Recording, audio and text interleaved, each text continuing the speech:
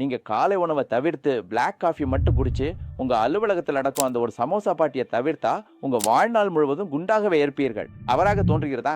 ஏனென்றால் உடல் பருமன் என்பது ஒரு ஒழுக்க குறைபாடு என்று உங்களுக்கு நீங்களே சொல்லிக் கொள்கிறீர்கள். இது 100% உண்மை அல்ல. உடல் பருமன் என்பது ஒரு நோய். வணக்கம், நான் டாக்டர் சிவபிரசாத். இன்று மக்கள் கேலி செய்யும் ஆனா ஒருபோதும் விவாதிக்காத ஒரு பிரச்சனையை பத்தி பேசுவோம். அதுதான் உடல் பருமன். வழக்கமான டிராபிக்ல சிக்கி இரவு 8:45 மணிக்கு வீட்டிற்கு செல்வதாக கற்பனை செய்து பாருங்கள். உங்கள் குடும்பத்தினர் இரவு உணவிற்காக உங்களுக்காக காத்திருக்கிறார்கள். நீங்கள் மிகவும் சோர்வாகவும் பசியாகவும் இருக்கிறீர்கள். எனவே நீங்கள் திட்டமிட்டதை விட அதிகமாக சாப்பிடுகிறீர்கள்.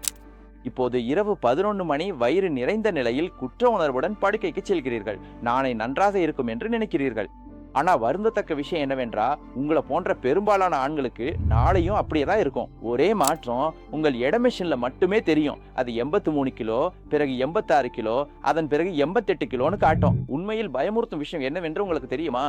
உங்கள் கடைசி ரத்த பரிசோதனை அறிக்கையில ரத்த சர்க்கரை மற்றும் லிப்பிட் ப்ரொஃபைல் அதிகமாக இருந்தது. ஃபாஸ்டிங் சுகர் 108, HbA1c 5.9 மற்றும் ட்ரைக்ளிசரைடு அளவு 220. உங்கள் மருத்துவர் அவற்றை வட்டமிட்டு வாழ்க்கை முறை மாற்றங்கள் பரிந்துரைக்கப்படுகிறதுன்னு எழுதினார்.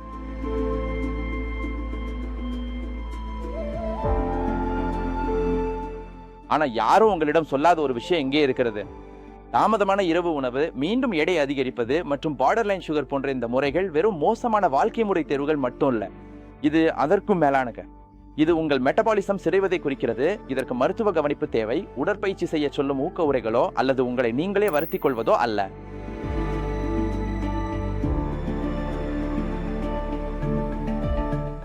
ஒரு விரைவான சோதனையை செய்வோம்.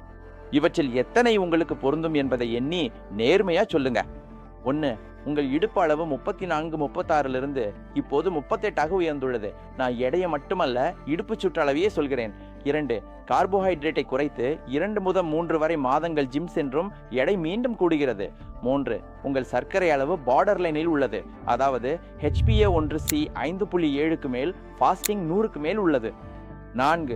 உங்கள் ரிப்போர்ட்ல ஃபேட்டி லிவர், அதிக ட்ரைக்ளிசரைடுகள் அல்லது இரத்த அழுத்தம் இருந்தால். 5.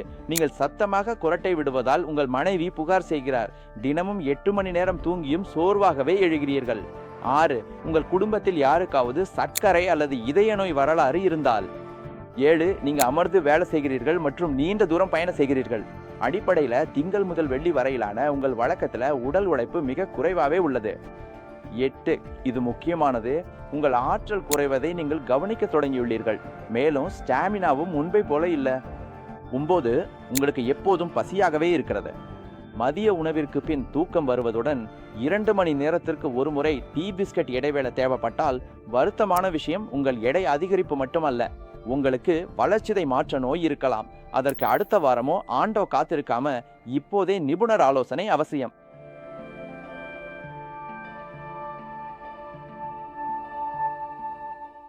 பாருங்க, குறிப்பாக நகர்ப்புற இந்திய ஆண்களுக்கு உண்மையில் என்ன நடக்கிறது என்பது இங்கே.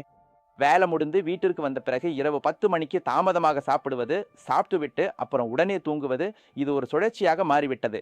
இதன் விளைவாக உங்கள் உடல் இரவில் அதிகப்படியான கொழுப்பை சேமிக்கிறது.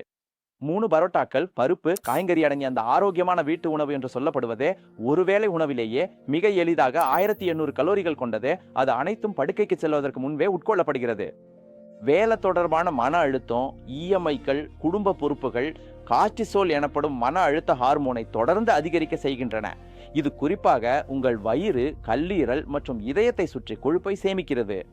யாருக்கும் ஆச்சரியம் இல்லாத வகையில நண்பர்களுடன் மது அருந்துவது, திருமண விருந்துகள் மற்றும் ஞாயிறு குடும்ப மதிய உணவுகள் என வார இறுதி நாட்கள் இதையெல்லாம் அதிகப்படுத்துகின்றன.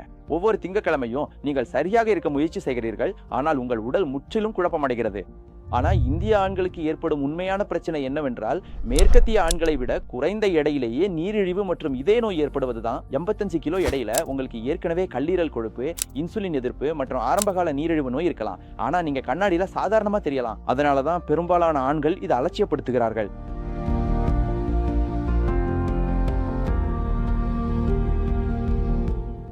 எனவே உங்களுக்கு தேவையானது இதுதான்: முறையான மருத்துவ மதிப்பீடு, மேலோட்டமான பரிசோதனைகள் அல்ல.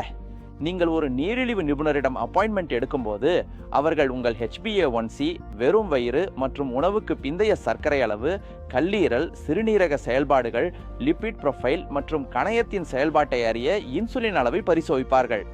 பல ஆண்களுக்கு தெரியாத விஷயம், இப்போது நவீன மருத்துவ சிகிச்சைகள் உள்ளன. அவை உங்கள் பசி, வளர்சிதை மாற்றம், ஹார்மோன்கள் மற்றும் சர்க்கரை கட்டுப்பாடு ஆகியவற்றில் செயல்படுகின்றன. இவை ஆபத்தானவை அல்ல. இவை மருத்துவரின் மேற்பார்வையில் வழங்கப்படும் உடல் பருமன் எதிர்ப்பு மருந்துகள். இவை வாழ்க்கை முறை மாற்றங்களுடன் இணைந்தால் குறிப்பிடத்தக்க எடை குறைப்பிற்கு உதவும். மேலும் சரியாக பயன்படுத்தும் போது உங்கள் சர்க்கரை அளவும் மற்றும் கல்லீரல் ஆரோக்கியத்தை மேம்படுத்தவும் உதவும். ஆனா இந்த மருந்துகள் நீடித்த வாழ்க்கை முறை மாற்றங்கள், சமச்சீர் ஊட்டச்சத்து, வழக்கமான உடல் செயல்பாடுகள் மற்றும் நடத்தை மாற்றங்களுடன் இணைந்தால் மட்டுமே சிறப்பாக செயல்படும் என்பதை நினைவில் கொள்ளுங்கள். அவை ஆரோக்கியமான பழக்க வழக்கங்களுக்கு மாற்றாக அமையாது. அதற்கு பதிலாக அவை அவற்றுடன் இணைந்து செயல்படும் மருத்துவ கருவிகள். எனவே இந்த சிகிச்சைகளுக்கு தகுதி மதிப்பீடு தேவை. மேலும் அவை அனைவருக்கும் பொருந்தாது. அவற்றுக்கு அடிப்படை சோதனைகள், கவனமான மருந்தளவு மற்றும் வழக்கமான கண்காணிப்பு தேவை. இவற்றுக்கு முறையான மருத்துவ மதிப்பீடு, மருந்து சீட்டு மற்றும் தொடர்ச்சியான கண்காணிப்பு தேவை. மேலும் சுயமா மருந்து எடுத்துக்கொள்வது பாதுகாப்பானதும் அல்ல, சரியானதும் அல்ல.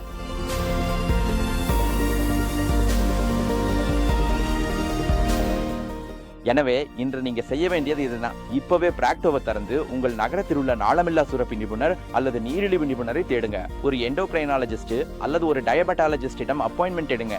ஏனென்றால் ஒரு தகுதியான நிபுணரால் மட்டுமே உங்கள் குறிப்பிட்ட சூழ்நிலைக்கு மருத்துவ சிகிச்சை பொருத்தமானதா இல்லையா என்பதை தீர்மானிக்க முடியும். இந்த மருத்துவர்கள் ஆணுகளின் வளர்ச்சிதை மாற்ற நோய்களை புரிந்து கொள்கிறார்கள். மேலும் டெஸ்டோஸ்டிரோன், இன்சுலின், தொப்பை கொழுப்பு இவை அனைத்தும் எவ்வாறு இணைக்கப்பட்டுள்ளன என்பதையும் அவர்கள் புரிந்து கொள்கிறார்கள். அவர்கள் உங்களுக்காக சரியான சிகிச்சை திட்டத்தை வகுப்பார்கள். பிறகு பார்த்து கொள்ளலாம் என நீங்கள் நினைப்பீர்கள் என தெரியும். ஆனால் உங்கள் சர்க்கரை அளவு நீரிழிவாம மாறும்போது, ஃபேட்டி லிவர் மற்றும் இதய நோய் அபாயம் அதிகரிக்கும் போது முன்பே செயல்பட்டிருக்கலாம் என வருந்துவீர்கள். ஒரு தகுதியான நிபுணரால் பரிசோதனை செய்து கொள்ளுங்க. எந்த ஒரு சிகிச்சை முடிவுகளும் உங்கள் முழுமையான மருத்துவ விவரங்களின் அடிப்படையில் உங்கள் மருத்துவருடன் கலந்தாலோசித்து எடுக்கப்பட வேண்டும். சரியான மருத்துவ மதிப்பீட்டை நோக்கி முதல் படியை எடுப்பது முக்கியம். உங்க ஆரோக்கியத்துக்கு தொழில்முறை மருத்துவ வழிகாட்டுதல் தேவை. இந்த வீடியோ உங்களுக்கு ஏதேனும் ஒரு வகையில் உதவி இருந்தா உங்களுக்கு தெரிந்த கஷ்டப்படும் ஒருவருடன் இதை பகிர்ந்து கொள்ளுங்கள். உண்மையில முக்கியமான விஷயங்களை பற்றிய பயனுள்ள ஆலோசனைகளை தொடர்ந்து பெற விரும்பினா இந்த சேனலுக்கு சப்ஸ்கிரைப் செய்து பெல் ஐகானை அழுத்தவும். அப்போதுதான் அடுத்த வீடியோவை தவறவிட மாட்டீர்கள்.